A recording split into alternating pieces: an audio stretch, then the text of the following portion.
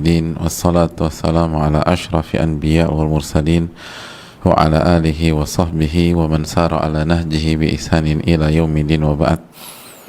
Hadirin Allah muliakan, alhamdulillah kita panjatkan puji dan syukur kita kepada Allah Subhanahu wa taala atas segala nikmat dan karunia yang Allah berikan kepada kita, sebagaimana salawat dan salam semoga senantiasa tercurahkan kepada junjungan kita Nabi kita Muhammadin alaihi salatu wassalam beserta para keluarga, para sahabat dan orang-orang yang istiqomah berjalan di bawah naungan sunnah beliau sampai hari kiamat kelak. Ibu-ibu yang Allah muliakan, alhamdulillah kita bersyukur kepada Allah Subhanahu wa taala atas segala nikmat yang Allah berikan kepada kita sehingga kita bisa berkumpul bersua untuk kembali duduk bersimpuh dalam rangka meningkatkan iman kita, dalam rangka meningkatkan iman kita. Sekali lagi, dulu itu para sahabat kalau ngajak kajian itu berarti mengajak kita menambah iman. Makanya undangannya pun juga ijlis bina nu'minu sa'atan. Ayo kita hadir, kita beriman sejenak. Ta'alau nu'min sa'atan. Mari kita duduk agar kita menambah iman kita walaupun sejenak. Jadi dulu itu sekali lagi yang kalau mereka datang ke kajian yang bertambah bukan ilmu mereka saja, bukan hanya maklumat mereka, bukan hanya tentang wawasan saja, bukan hanya ungkapan oh aku baru tahu nih gitu loh, oh gitu ya, bukan hanya itu, tapi selesai kajian iman mereka bertambah, semakin yakin sama Allah, semakin semangat beribadah, semakin optimis hidup, semakin yakin ketika menjalani tugas dan tanggung jawab sebagai istri dan sebagai ibu, semakin besar harapan untuk anak-anak gitu. Jadi dulu para sahabat itu gitu, ibu-ibu sekalian. Jadi kajian itu nambah iman, sebagaimana nambah pahala, nambah keberkahan, bukan hanya nambah wawasan dan maklumat, itu udah jelas ya, tapi bukan hanya itu, iman mereka tuh nambah. Nah ini PR kita bersama-sama, bisakah kita menambah iman kita setiap kajian, atau justru semakin ngaji kok semakin gersang ya, semakin keras hati ini. Dulu awal-awal ngaji tuh Pak Ustadz semangat qiyamul lail, sekarang tuh udah nggak pernah Pak Ustadz, padahal mah rutin gitu loh, bahkan bisa jadi panitia kajian juga. Nah ini ada PR yang harus kita selesaikan. Kajian itu nambah iman sebagaimana nambah ilmu dan maklumat. Makanya ijlisna, mari ibu-ibu kita duduk bersama-sama, nu'minu sa'atan, kita tambah iman kita sejenak bersama al-wabilus shayyib. Itu yang perlu kita camkan, dan banyak-banyak bersyukurlah ibu-ibu sekalian. Dulu itu wanita-wanita yang dekat sama Allah, yang banyak beribadah kepada Allah Subhanahu wa taala, itu sangat bermanfaat, punya peran. Dan marilah kita mulai dengan keluarga kita sendiri, rumah tangga kita. Ibnul Jauzi rahimahullahu ta'ala, seorang ulama besar, dalam kitabnya Safwatul Safwa itu membawakan seorang nama besar atau nama seorang wanita, Hunaidah. Beliau itu ahli ibadah, dari ahli-ahli ibadah. Kanat taqumu idza madha min al-laili thuluthuhu aw nisfuhu. Beliau itu selalu bangun malam, ibu-ibu, ketika malam udah di tengah atau sepertiga malam terakhir. Jadi bangun malam di jam 12-an atau di sepertiga malam terakhir, Dan beliau bukan hanya mensolehkan diri sendiri, fatuqidhu waladaha wa zawjaha wa khadimaha, lalu beliau bangunkan seisi rumah, ibu-ibu, bangunkan anak-anak, atau bangunkan anak, bangunkan suami, bangunkan ART, asisten yang ada di rumah. Fataqulu lahum, lalu beliau menyampaikan kepada mereka, qumu fatawadda'u wa sallu, bangunlah, mari kita berwudu, mari kita sholat. Jadi bangunlah, mari kita berwudu dan mari kita sholat. Lihat, wanita itu kalau solehah punya peran, bukan beban. Jadi bukan jadi beban, tapi punya peran penting terhadap kesolehan suami, terhadap kesolehan anak-anak, terhadap kesolehan, bahkan kesolehan asisten rumah tangga. Terkadang kita sudah ngaji tapi asisten rumah tangga kita sholat pun tidak, dan kita lupa ingatkan, kita lupa ngingetin dia, kita lupa ngajak dia sholat, ngajak dia puasa, ngajak dia berzikir gitu loh. Tapi kalau wanita-wanita solehah dulu, ibu-ibu, semua orang rumah mendapatkan dampak apa? Dampak baiknya, ibu-ibu. Dampak baiknya. Itu tiap hari itu. Hunaidah rahimahullah bangun di tengah malam atau sepertiga malam, terus bangunin tuh. Anak dibangunin, suami dibangunin, asisten dibangunin, gitulah hadirin. Siapa di antara kita ngebangunin asisten rumah tangga kita jam 1 malam? Aku sih Pak Ustadz. Kenapa? Lapar Pak Ustadz, pengen Indomie rebus tuh enak banget tuh buatan bibi Pak Ustadz. Bukan nyuruh mereka ke dapur, nyuruh mereka sujud gitu loh. Oh salah ya Pak Ustadz? Ya salah lah. Maksudnya salah bukan haram, bukan. Ya boleh-boleh aja, apalagi bagian dari kesepakatan kerja gitu loh. Tapi kadang-kadang kita tuh manggil pembantu atau asisten rumah tangga ya, itu hanya untuk nyuruh-nyuruh aja. Mbak tolong buatin ini, mbak bangun mbak gitu loh, aku harus ngejar flight pertama, tolong siapin teh panas jam 3 malam tuh, teh panas gitu. Aku harus kejar flight pertama nih mbak gitu loh.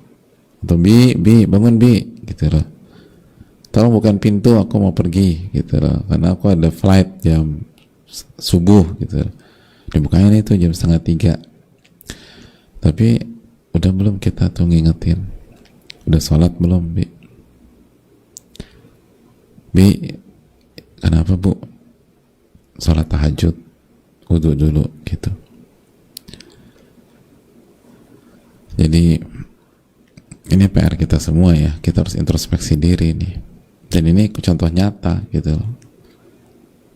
Nah kita bisa di tahap itu dan level itu nggak, ibu-ibu sekalian? Oleh karena itu ini pentingnya belajar, pentingnya kajian, pentingnya mengamalkan ya, mengamalkan. Dan insya Allah kita bermanfaat bagi keluarga kita. Jadi kadang-kadang tuh sebagian wanita suka sedih, kok kayaknya aku hidup tuh nggak ada gunanya ya. Oh enggak. Kalau wanita solehah ya, itu pasti punya dampak positif di lingkungannya. Tinggal seberapa besar lingkup sesuai dengan seberapa besar iman dan ketakwaan wanita tersebut. Semoga Allah memberikan kita taufik sehingga kita bisa memberikan manfaat untuk keluarga kita, suami kita, anak-anak, bahkan asisten di rumah. Ibu-ibu sekalian, tentu saja jangan lupa bersalawat kepada Rasulullah SAW. Allahumma salli wa sallim wa barik wa an'im ala nabiyyina wa rasulina Muhammadin wa ala alihi wa sahbihi ajma'in. Nabi kita SAW bersabda, man shalla alaiya salatan sallallahu alaihi biha asyara. Barang siapa yang bersalawat kepadaku 1 kali, maka Allah akan bersalawat untuknya 10 kali. Allah, Bu, 10 kali. Itu peluang pahala yang seringkali kita luput dan lalaikan. Semoga Allah memberikan taufik kepada kita sehingga kita bisa menjadi umat yang senantiasa bersalawat kepada nabinya sallallahu alaihi wa ala alihi wa sahbihi wasallam. Kita akan kembali bersama Al-Wabilus Sayyib karya Al-Imam Ibnul Qayyim, dan kita masih berbicara tentang bahwa amalan itu tuh bisa rusak, ibu-ibu sekalian. Dan kita agak sedikit loncat, ibu-ibu, karena ada beberapa contoh yang kita tidak bahas. Kita akan masuk ke perkataan penulis rahimahullahu rahmatan wasi'ah, semoga Allah merahmati beliau, keluarga beliau, orang tua beliau, guru-guru beliau, dan seluruh ulama dan seluruh kaum muslimin dimanapun berada, amin ya rabbal alamin.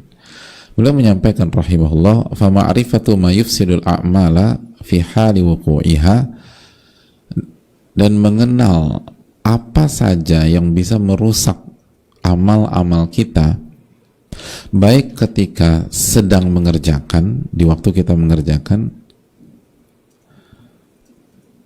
wa yubtiluha, lalu digugurkan tuh amalan, wa yuhbituha ba'da wuqu'iha, atau hal-hal yang merusak amalan kita setelah kita kerjakan. Jadi baik saat kita kerjakan maupun setelah kita kerjakan. Min ahammi ma yanbaghi an yufattisha alaihi al-'abdu wa yahrisa ala ilmihi wa yahdharu. Itu salah satu informasi paling penting, nah itu yang harus dicari dan diperiksa oleh seorang hamba, dan dia harus semangat mencari ilmu dan data tentang itu, lalu dia berhati-hati agar dia tidak terjatuh ke dalam hal-hal tersebut. Nah ini, ibu, jadi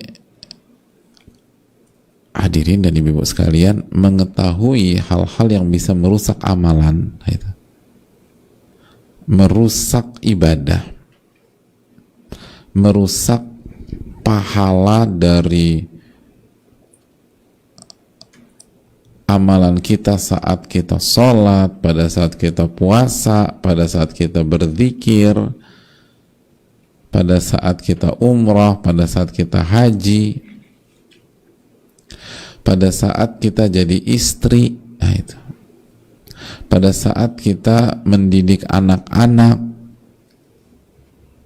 pada saat kita jadi mertua yang kita berusaha baik gitu loh, atau kita jadi anak, pada saat kita birrul walidain, atau pada saat kita berbuat baik sama mertua kita, pada saat kita silaturahim, atau kita mendukung suami kita silaturahim, itu kan semua berat-berat ya, belum lagi sedekah, infak kita, sedekah kita. Nah itu tuh ada hal-hal bisa ngerusak itu semua. Baik ngerusaknya pada saat kita beramal, pada saat kita sedang ngerjain nih, ibu, maupun pada saat setelah kita beramal. Jadi mungkin pada saat beramal baik-baik aja, baik-baik aja.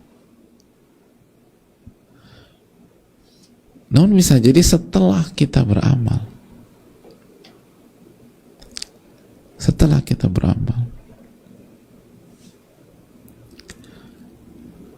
kita udah capek-capek jadi istri yang nurut sama suami, kita udah capek-capek jadi istri yang berusaha berjiwa besar. Suami yang salah, kita berusaha minta maaf karena kita yakin yang meminta maaf itu bukan berarti yang kalah, yang duduk di kursi pesakitan. Justru itu adalah akhlak yang mulia. Lalu kita sabar-sabarin gitu, anak-anak mungkin lagi malas diatur. Udah nih, kayaknya jadi istri ini dari pagi udah perfect banget gitu loh. Bahkan kita sempat memotivasi teman kita di siang hari pas dia lagi curhat ribut sama suaminya, kita tenangin. Bukan kamu aja kok gitu loh. Aku juga tadi pagi cerita. Terus teman kita, oh kagum, masya Allah ya mbak, kamu tuh kok bisa kayak gitu. Jadi udah kasih nasihat orang, menginspirasi orang. Sorenya nggak sholat asar. Nabi SAW bersabda, man taraka salat al-asri faqad habita amaluhu. Barang siapa yang tidak sholat asar, maka amal-amalnya hancur.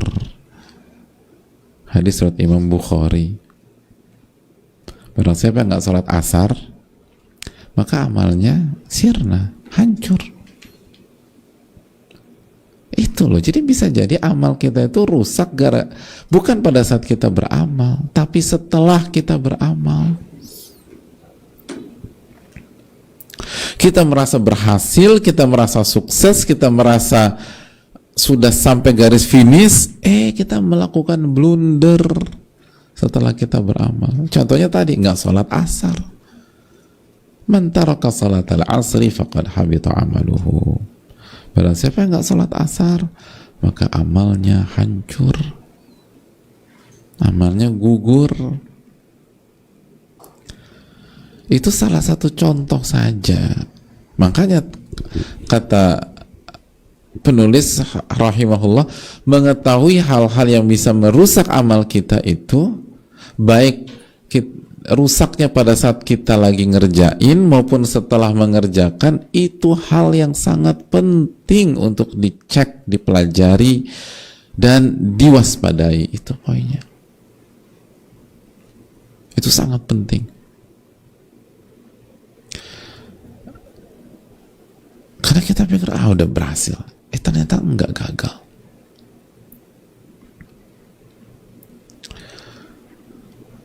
Dan kita pikir nggak ada hubungannya. Itu tadi seperti hadis di atas. Hubungannya apa ya? Oh, kita berpikir nggak ada hubungannya. Padahal kalau kita renungkan, hubungannya sangat besar. Salat itu tuh langsung hak Allah. Salat itu ibadah yang sangat penting. Salat itu tiang agama.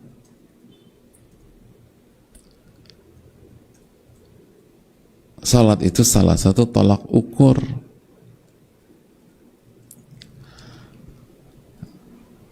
Salat itu nanti yang pertama kali dihisab. Kalau baik maka baik, yang lain kalau buruk maka yang lain bermasalah.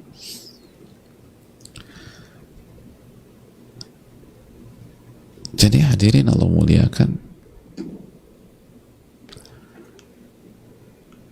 pentingnya belajar tentang ini, karena bisa jadi kita udah remuk-remuk jadi istri yang baik, kan butuh proses ya ibu-ibu.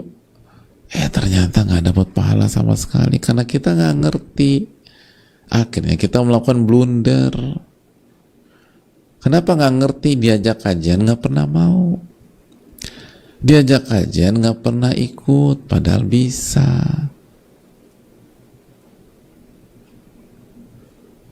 Akhirnya begitu menghadapi pembatal amalan, nggak ngerti dikerjain, gitu. Dan ini banyak. Tadi baru satu contoh aja. Sebelumnya kan kita sudah bawakan juga kan firman Allah Subhanahu wa Ta'ala dalam surat apa? Al-Baqarah 264, itu yang sebelumnya tuh, ya ayyuhalladzina amanu la tubtilu shadaqatikum bil manni wal adza. Wahai orang-orang beriman, janganlah kalian batalkan sedekah kalian dengan mengungkit-ngungkit dan menyakiti perasaan yang kita kasih.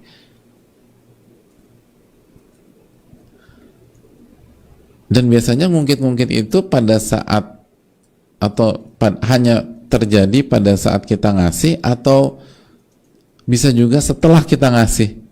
Setelah kita ngasih, bahkan bisa jadi kita ngungkit-ngungkit itu bukan H+1 minggu, bukan H+1 bulan, bukan H+1 tahun. Bisa jadi kita ngungkit-ngungkit itu H+20 tahun setelah kita ngasih.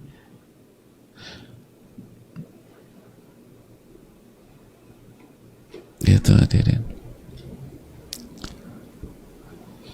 Giliran udah sukses saja lupa sama teman lama.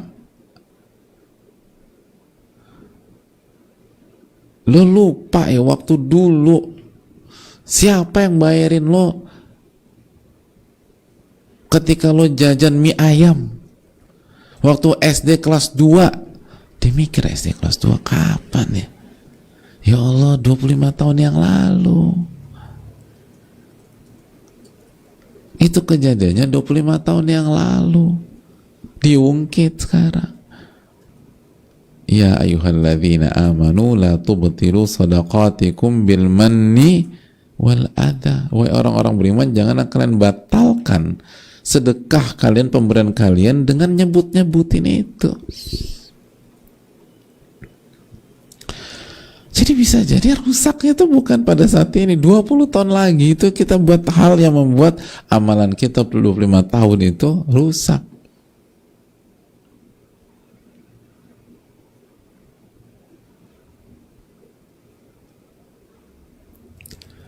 Gitu. Ada ibu-ibu punya anak asuh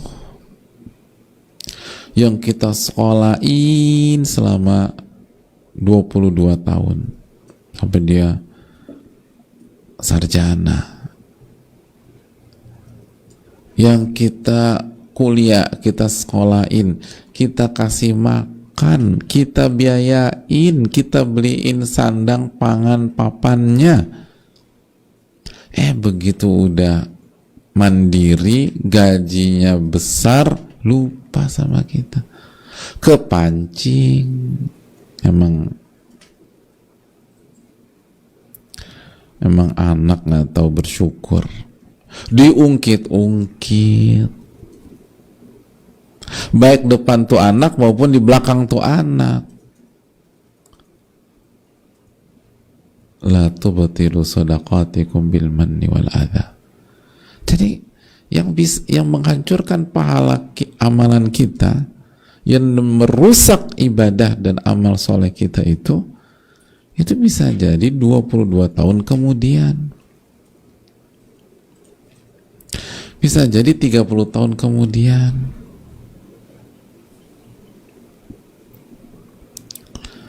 Tapi kita nggak merasa.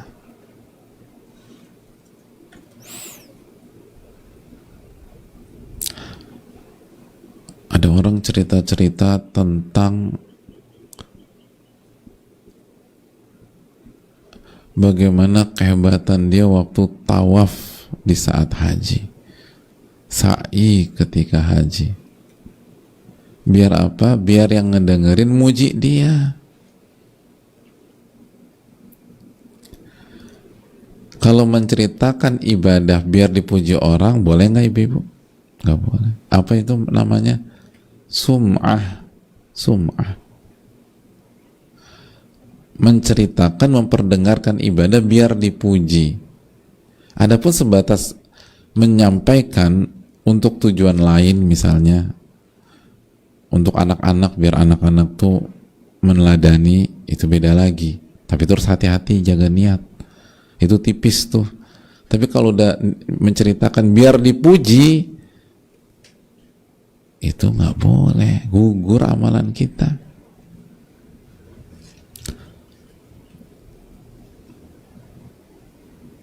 Nabi SAW bersabda, man ra'a yura illahu bih wa man samma'a yusammi illahu bih, atau kama qala, barang siapa yang riya, Allah akan bongkar riaknya pada hari kiamat. Barang siapa yang sum'ah, Allah akan bongkar sum'ahnya pada hari kiamat. Ini ada orang cerita-cerita, padahal nggak pernah dia ceritain tawafnya, sa'inya, mungkin kepancing aja dan dia pengen dipuji gitu loh. Bu, emang hajinya kapan? Hajinya? Iya, kapan? Tahun 1985. Ya Allah, sekarang udah 2022. Inilah hajinya tahun 1985. Terus senang dipuji, pasti puji, diceritain lagi, dibuka lagi. Wah, bahaya hadirin. Ini yang kadang-kadang kita lupa.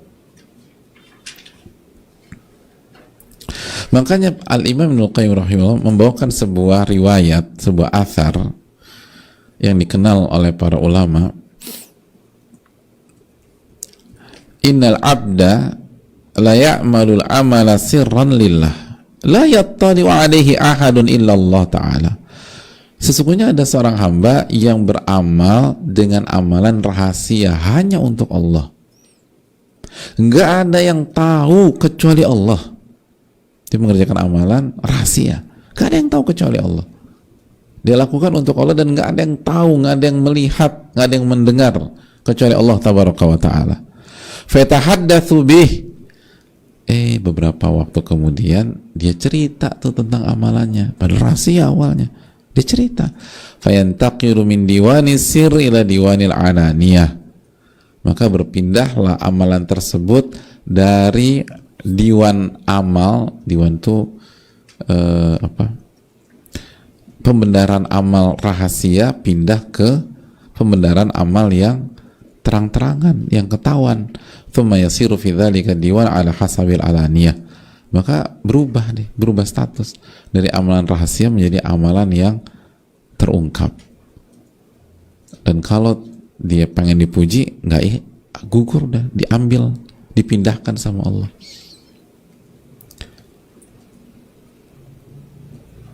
Makanya kata Ibnul Qayyim setelah menjelaskan riwayat athar ini, fa in tahaddatsa bi sum'ah, dan kalau dia ceritakan untuk dipuji, wa talabil jahi wal manzila inda ghairillah, atau mencari kedudukan di hadapan selain Allah, abtalahu, bukan hanya pindah kata Ibnul Qayyim, tapi batal tuh amalan.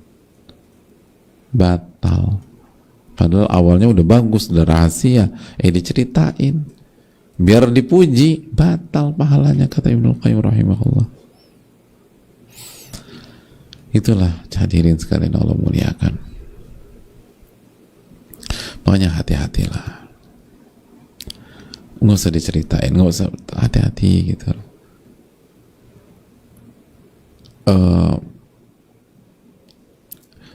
Kinerja kita sebagai istri nggak usah diceritakan, nggak usah ada yang tahu, cukup Allah yang tahu. Lalu suami kita tahu. Bahkan bisa jadi beberapa hal suami kita nggak tahu kita melakukan kebaikan buat beliau. Ada beberapa hal kalau suami nggak tahu pun nggak ada masalah, nggak usah dikasih tahu. Pada saat kita berbuat baik untuk beliau, itu dalam beberapa kasus. Kalau memang itu ya udah Allah, lalu suami aja yang tahu, yang lain nggak usah tahu. Itu hadirin.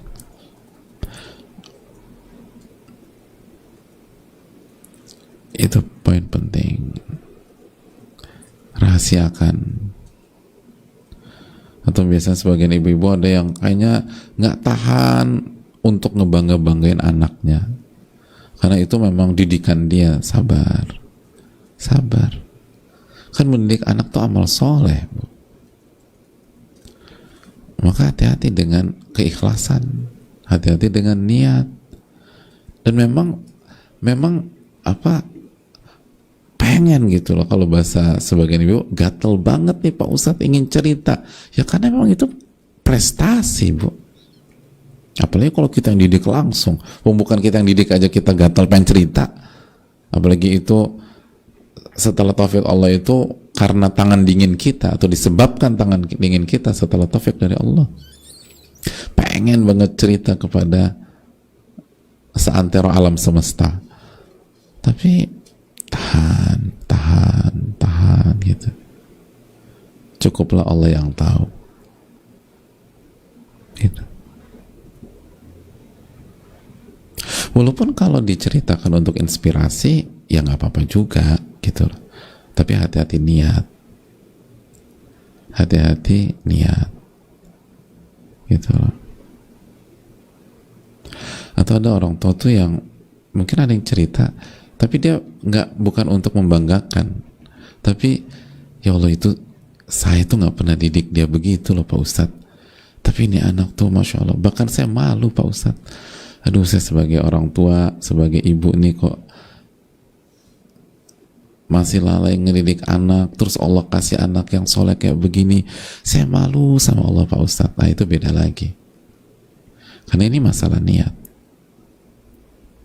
masalah niat.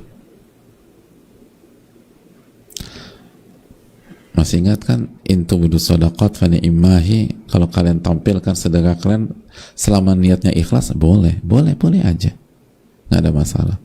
Wa in tukhfuha wa tu'tuha al-fuqara fa huwa khairul lakum. Kalau kalian sembunyikan dan kalian tetap kasih, itu yang terbaik buat kalian, kata Allah Subhanahu wa taala. Atau kita birrul walidain gitu loh, kita birrul walidain, kalau bisa rahasia gitu bagus, cukup aja kita dan orang tua kita yang tahu setelah Allah Subhanahu wa taala. Bisa jadi orang tua kita nggak tahu bahwa kita yang selama ini bantu beliau. Ada orang tuh gitu, melalui kakaknya, adiknya, udah ini kasih, bahagiakan mama. Mamanya pikir dia duit adiknya, padahal duit kita, nggak apa-apa. Kita nanti bantu mama yang lain. Kan ada orang gitu, dia udah mau monopoli, karena Allah uji dia dengan kecerdasan, dengan kekayaan dan seterusnya, dengan waktu gitu loh. Akhirnya dia bisa punya waktu buat orang tua, karena mungkin sudah sampai ke kemapanan finansial misalnya, sedangkan adik-adiknya tuh masih harus terikat dengan jam kerja. Ya udah, aku temenin. Jadi ibunya tuh pagi-pagi ditemenin beliau, pokoknya ini temenin segala macam. Tapi di sisi yang lain, yang banyak duit beliau juga. Ya udah, nanti yang beliin beliau. Nah beliau pikir, aduh kalau semuanya saya, adik-adik juga harus berpartisipasi, dan ibu biar sayang juga sama adik-adik. Udah nih, aku kasih 10 juta, coba bahagiain mama, kasih lagi ini gitu loh. Udah, beliin apa kek, yang satu beliin ini, satu beliin itu, 10 juta misalnya. Jadi bisa itu ada, dan dijaga, nggak usah dibicarakan sama yang lain, diam aja. Itu tadi, bisa kita jadi anak, bisa kita jadi orang tua, bisa kita jadi ibu, bisa kita jadi istri gitu, bisa kita jadi mantu. Tapi dijaga, dan bukan hanya pada saat kita beramal, tapi setelah kita beramal, dijaga.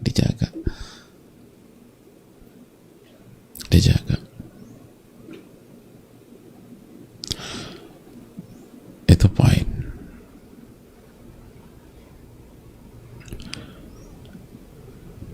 Khususnya ini ulama menyinggung tentang amalan rahasia. Tapi kalau kita perlihatkan, selama kita ikhlas, Allah membolehkan. Bahkan kata Allah itu baik. Tapi jaga keikhlasan baik-baik.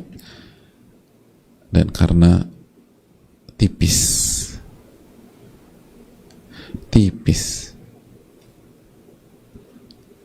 nggak mudah, dan disembunyikan jika sama-sama ikhlas jauh lebih baik. Itu yang Allah firmankan dalam surat apa? Al-Baqarah ayat 271. In tubdu shadaqat fa ni'mahi. Kalau kalian perlihatkan sedekah kalian selama ikhlas, itu baik. Selama ikhlas. Wa in tukhfuha wa tu'tuha al-fuqara fa huwa khairul lakum. Dan tapi jika kalian sembunyikan dan kalian tetap berikan, itu lebih baik buat kalian. Al-Baqarah 271.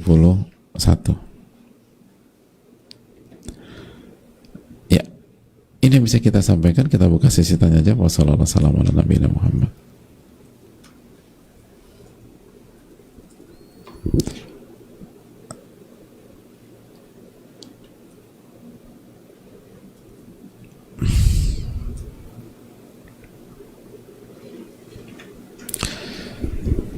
Assalamualaikum warahmatullahi wabarakatuh. Waalaikumsalam warahmatullahi wabarakatuh. Semoga Allah senantiasa merahmati Al-Imam Ibnul Qayyim beserta keluarga beliau, amin ya rabbal alamin.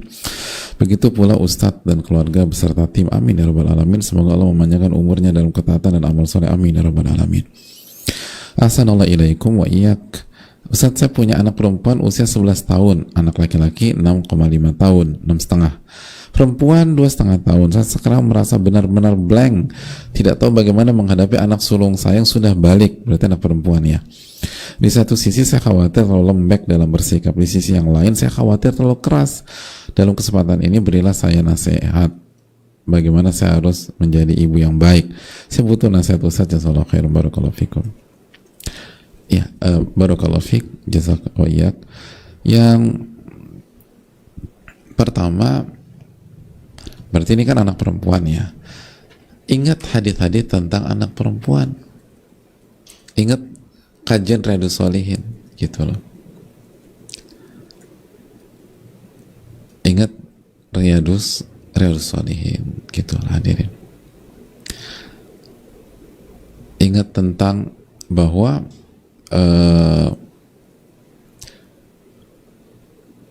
sama anak perempuan itu harus sabar, mengedukasi, nggak boleh putus-putus, tapi nggak boleh perfeksionis, harus selalu meluruskan, tapi jangan dipaksa.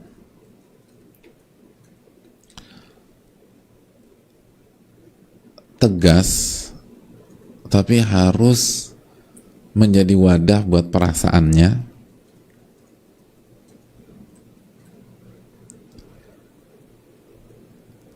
Dan selalu melihat dari seluruh sisi.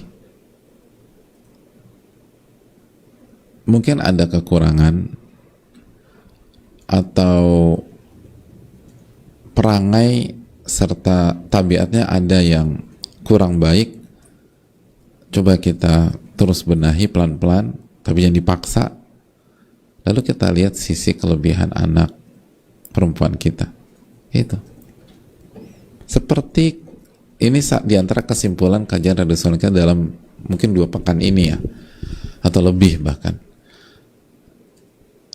kita tahu Imam Nawawi memberikan perhatian kepada orang-orang yang sangat butuh perhatian, dan diantaranya adalah anak wanita. Anak perempuan lebih harus dapat perhatian ekstra oleh kita, sebagaimana harus dididik terus menerus. Namun ada pada titik kita harus kedepankan kesabaran, dan kita lepaskan beberapa hal yang tidak merusak keimanannya, karena kita semua hanyalah manusia yang pasti punya kekurangan. Lalu maksimalkan kelebihannya. Terus harus banyak bicara, komunikasi, harus menjadi quote and quote telinga yang baik untuk cerita-ceritanya, harus jadi pendengar yang baik, kasih sayang harus cukup,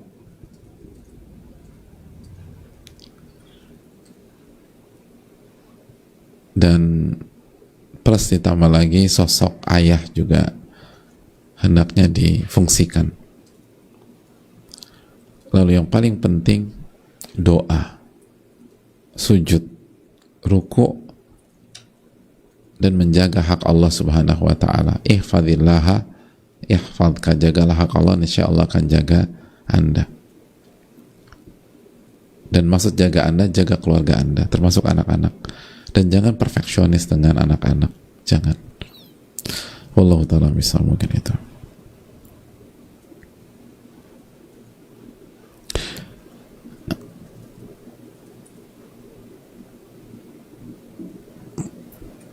Assalamualaikum warahmatullahi wabarakatuh. Waalaikumsalam warahmatullahi wabarakatuh.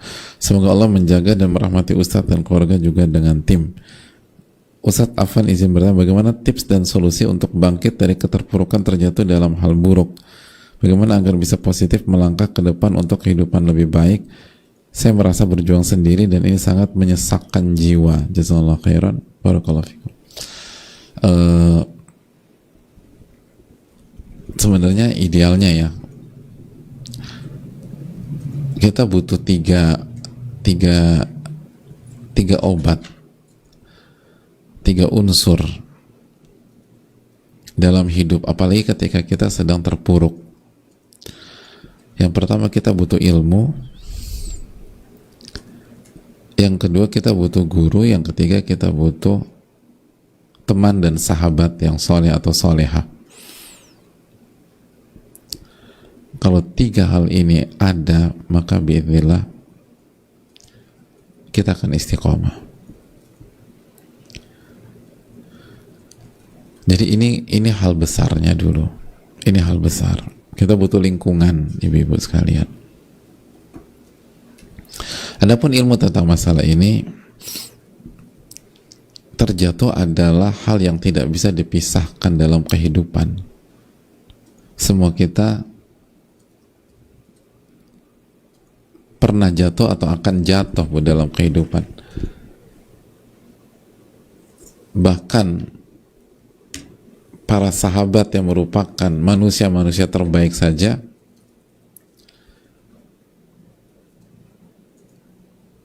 itu pernah terjatuh, sebut saja di perang Uhud.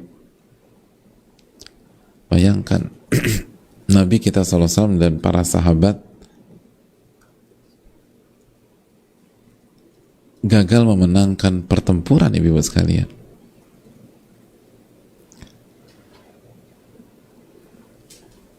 Itu Nabi kita SAW dan para sahabat. Dan apa salah satu ayat yang turun setelah kejadian itu? Allah berfirman, wa tilkal ayyamu nudawiluha bainan nas, dalam surat Ali Imran ayat 140. Allah berfirman, wa tilkal ayyamu nudawiluha bainan nas, dan itulah hari-hari yang kami putar di tengah-tengah manusia. Itulah hari-hari yang kami putar di tengah-tengah manusia. Maksudnya apa? Kami putar, ada waktunya di atas, ada waktunya di bawah.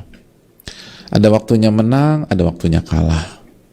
Ada waktunya punya uang, ada waktunya nggak punya uang. Ada waktunya dipeluk suami, ada waktunya dimarahin suami. Ada waktunya suami ngertiin kita banget, ada waktunya suami nggak peka dan nggak ngertiin kita. Wa tilkal ayyamu nudawiluha bainan nas. Apa sih tujuannya, ibu-ibu sekalian? Allah Subhanahu wa taala menjelaskan tujuannya, ternyata tujuannya untuk uji keimanan. Wa liya'lamallahu alladhina amanu, agar Allah melihat siapa orang-orang yang beriman, kata Allah. Di ayat yang sama, coba buka ayatnya. Tujuannya adalah agar Allah melihat siapa yang beriman. Siapa beriman? Wa yattakhidha minkum syuhada, dan siapa yang berkorban dan menjadi syahid. Jadi tujuan itu tuh untuk menyingkap keimanan kita dan melihat berapa jauh kita berani berkorban untuk Allah Subhanahu wa taala. Jatuh itu hal yang biasa, ibu. Sakit, ya sakit. Kita bukan meremehkan, enggak lah. Semoga Allah tolong kita nggak jatuh. Selalu kan begitu. La tatamannaw liqa'al adu, jangan pernah berharap bertemu dengan musuh. Was'alullah al-afiyah, minta keselamatan. Kita selalu minta keselamatan. Wa idza laqitumuhum fasbiru, tapi kalau takdirkan bertemu maka sabar. Kita selalu minta selamat, semoga nggak jatuh, selamat. Tapi kalau Allah takdirkan, ya udah sabar. Dan yakinlah itu adalah bagian normal dalam kehidupan. Udah, lupakan, bangkit. Lalu fokus pada yang bermanfaat. Ihris ala ma yanfa'uk wasta'in billah wa la ta'jiz. Bersungguh-sungguhlah mengejar yang bermanfaat bagi Anda, dan bersungguh-sungguhlah mengejar yang bermanfaat bagi Anda, dan minta pertolongan kepada Allah. Itu minta pertolongan. Kita nih lupa minta pertolongan sama Allah. Doa sama Allah, minta, sujud sama Allah. Wala ta'jiz, jangan down, jangan lemah, jangan mundur, jangan balik kanan, maju terus. Maju terus. Coba lagi. Wallahu ta'ala a'lam bishawab.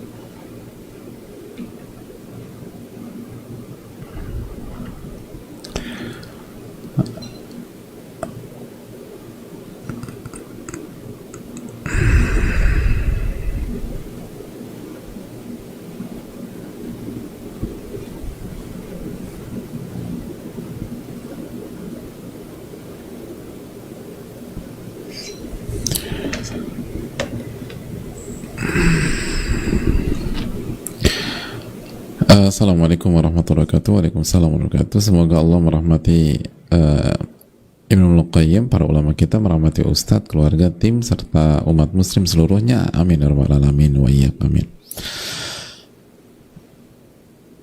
Afwan, Ustadz ingin bertanya, bagaimana jika terjadi khilaf, sudah terlanjur menceritakan kebaikan kita pada orang lain sebelum kemudian kita bertobat, apakah amalan-amalan kita bisa kembali?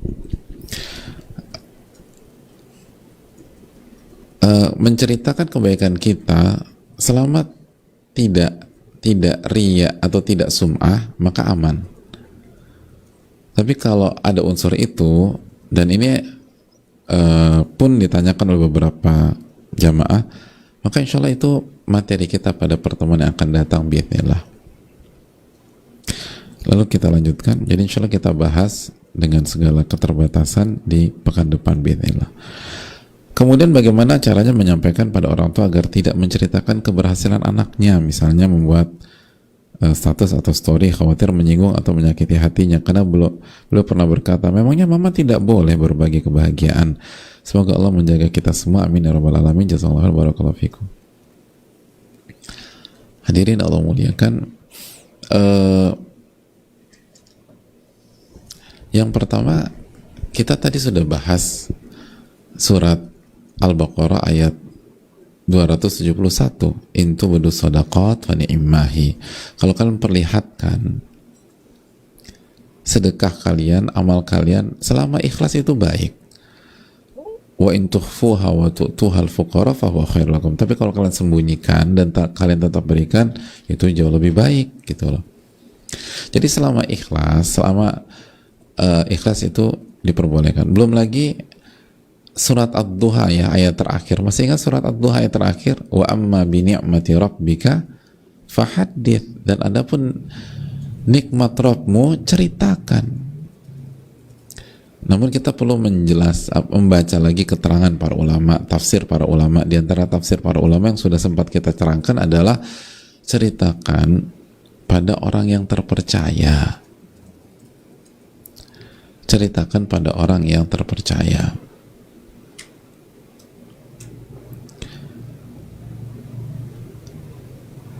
Karena perlu dipertimbangkan untuk kepada setiap orang. Kenapa? Karena itu tadi ada resiko, gitu loh. Resikonya tipis kan, ikhlas atau enggak. Terus yang kedua, masih ingat nggak hadits Nabi SAW? Fa inna likulli dzi na'imin hasuda. Sesungguhnya setiap orang yang punya nikmat selalu ada penghasadnya. Nah, itu. Jadi kita harus mempertimbangkan banyak hal. Kayak tadi, memperlihatkan sedekah atau amal soleh selama ikhlas boleh nggak? Boleh. Tapi sebagai bahan pertimbangan, kalau disembunyikan pahalanya lebih besar. Terus yang kedua, lebih aman untuk meraih keikhlasan, lebih terjaga. Karena kalau memperlihatkan tipis banget tuh gitu loh. Itu sebagai bahan pertimbangan. Terus yang kedua, menceritakan nikmat boleh apa enggak? Boleh. Khususnya ke orang-orang terpercaya. Tapi sebagai bahan pertimbangan, hati-hati dengan keikhlasan. Terus yang kedua, hati-hati bahwa setiap orang yang punya nikmat ada penghasadnya. Gitu ya. Bisa dipahami nggak cara berpikirnya? Jadi enak kita dudukan. Nah, sebaiknya kita kasih pandangan begini sama orang tua. Boleh sih, Ma. Jadi jangan langsung belum apa udah skak. Mama apa-apaan sih? Ngapain sih itu? Posting-posting. Nah, bukan begitu. Ma, Masya Allah ya, aku tuh seneng banget loh. Semoga ini jadi amal soleh Mama sebagai ibu yang hebring banget gitu loh. Udah lama kita nggak dengar kata-kata hebring ya. Keluar aja ini. Ini kayaknya hanya di beberapa era yang ngerti hebring begitu. Mama tuh hebat banget lah itu, hebat banget, Masya Allah. Semoga jadi pahala Mama ya. Namun Ma, untuk bahan pertimbangan aja, bahan pertimbangan. Kalau aku mah selalu husnudzon sama Mama. Sebagai pertimbangan gini nih Ma, gini gitu loh. Aman nggak keikhlasan kita? Terus yang kedua, aman nggak buat orang yang mungkin hasad atau apa? Karena Nabi SAW memang yang jelasin bahwa setiap yang punya nikmat pasti punya penghasad gitu loh. Ya kalau Mama sudah pertimbangan matang-matang, ya aku ini anak Mama, aku selalu dukung Mama selama itu bukan hal yang haram, misalnya begitu. Pokoknya selama itu baik, dibolehkan oleh Allah dan Rasulnya, aku mau dukung-dukung aja mah gitu. Karena hadirin kan ingat kaidah kita, sama orang lain itu baik sangka gitu loh. Sama orang lain itu baik sangka. Sama diri sendiri ketat gitu loh. Sama diri sendiri ketat. Jangan, seringkali kan hidup kita gitu, sama diri kita terlalu berbaik sangka sama diri kita. Sama orang lain suudzon, buruk sangka. Jangan. Sama orang lain tuh baik sangka. Apalagi itu tadi Allah sudah bilang boleh kok kalau ikhlas. Ini nikmat, boleh diceritakan. Tinggal kita kasih pertimbangannya aja. Tapi kalau beliau sudah, atau ibu kita sudah putuskan atau siapapun, dan kita lihat bahwa tindakannya bisa masuk ke kotak yang diperbolehkan oleh Allah dan Rasulnya, maka kita husnudzon sama saudara kita, baik sangka. Jangan punya mental buruk sangka sama orang, jangan. Karena itu menunjukkan hati kita kotor, hadirin. Adapun buat diri kita, beda lagi. Kita harus lebih ketat. Standarnya harus lebih tinggi. Lebih nggak gampang kasih excuse ke diri sendiri. Karena inna nafsala ammaratun bisu. Emang nafsu itu selalu bawa kepada keburukan itu. Surat Yusuf ayat berapa? 53. Gitu hadirin. Gitu. Sama orang lain, mungkin mereka lebih bisa menata hati dibanding saya. Gitu. Itulah sikap Allah Ta'ala alam bisawab.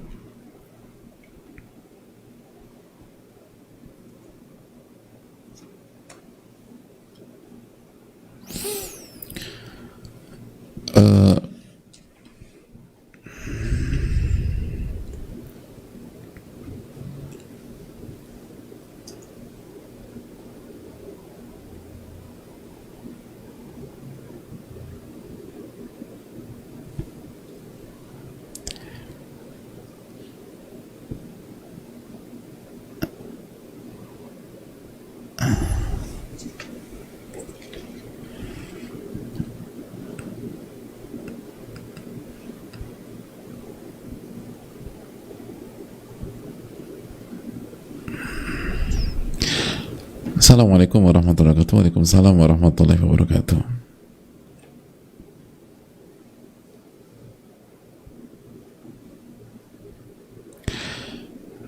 Assalamualaikum Ustaz wa iyak. Semoga Ibnu Qayyim, Ustaz, keluarga dan seluruh kaum muslimin selalu dalam rahmat Allah, amin ya rabbal alamin. Ustaz, akhir-akhir ini saya merasa lelah, capek dalam menjalani hidup, merasa sudah capek dan pasrah menyerahkan semuanya kepada Allah. Merasa sudah capek dan pasrah menyerahkan semuanya kepada Allah. Maksudnya capek menyerahkan semuanya kepada Allah, atau saya sudah capek jadi saya serahkan semuanya kepada Allah? Ini agak ambigu. Tapi saya tetap berusaha ikhtiar dalam menjemput takdir saya, Ustadz, terutama dalam niat saya untuk menikah. Yang ingin saya tanyakan, apakah perasaan seperti ini benar, Ustadz? Terkadang setan berusaha membisikkan hal-hal bodoh, misalnya tidak ridho terhadap takdir. Mohon nasihatnya, Ustadz. Jazakallahu barakallahu fikum. Fikum barakallahu wa iyyak. Hadirin Allah muliakan,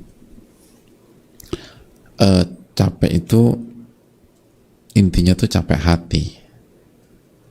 Kalau capek fisik tinggal tidur, simple. Dan capek fisik itu kalau hati semangat, bahagia, hilang tuh capek fisik. Walaupun dengan ada limit tertentu, tapi seringkali tidak bermasalah. Nah, capek hati ini obatnya zikrullah, berzikir kepada Allah. Ala bi dzikrillahi tatmainnul qulub. Ketahuilah dengan mengingat Allah hati jadi tenang. Ar-Ra'd ayat 28. Jadi setiap ada PR, masalah atau hal yang kita tidak inginkan, yang pertama kali harus kita banyakin itu zikir. Itu yang paling penting dah. Banyakin zikir, ingat sama Allah, terus perbanyak zikir, banyak istighfar. Lalu yakinlah takdir Allah yang terbaik ketika kita sudah berjuang, setelah kita berusaha istiqomah. Makanya Umar bin Khattab radhiyallahu anhu mengatakan fima makna, aku nggak peduli apa yang terjadi pada hari ini, mau yang aku inginkan atau yang aku tidak inginkan, karena aku yakin Allah lebih tahu dibanding diriku. Gitu. Ini yang perlu kita camkan. Jazakallahu khair. Makasih banyak, semoga bermanfaat. Subhanakallahumma wa bihamdika la ilaha illa anta astaghfiruka wa atubu ilaik. Assalamualaikum warahmatullahi wabarakatuh.